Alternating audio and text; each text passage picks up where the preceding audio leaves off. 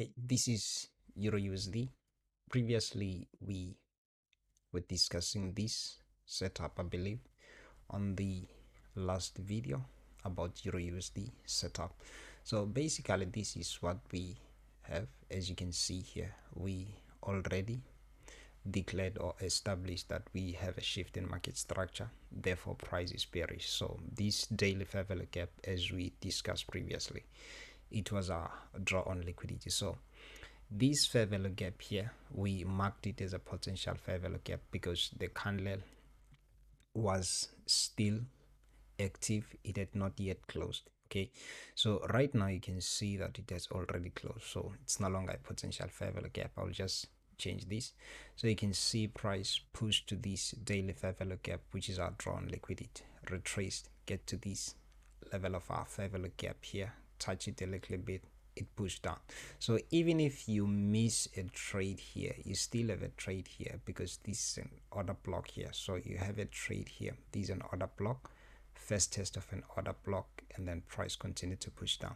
So the next sell side liquidity that we're gonna be targeting, it's gonna be this low here. Okay, so these are next sell side liquidity here that we're going to be targeting. So if you look on weekly, let's just look on weekly. So if you look on weekly, you can see that it becomes clear if you just look on weekly.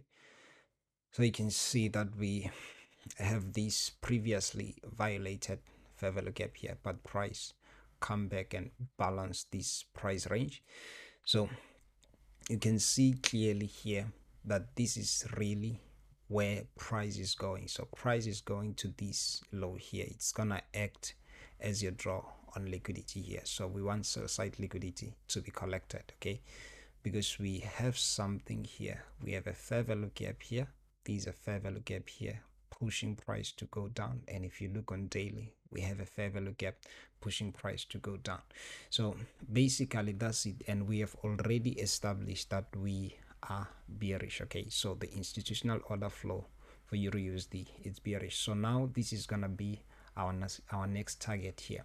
So whatever you do, make sure that you look for sell setups because they are most likely to be successful.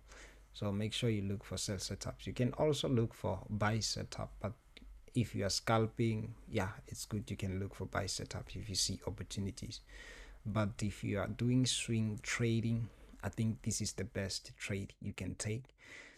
Just wait for a retracement and look for any institutional reference point to enter, targeting this low here. So basically that's it for this video. Shalom.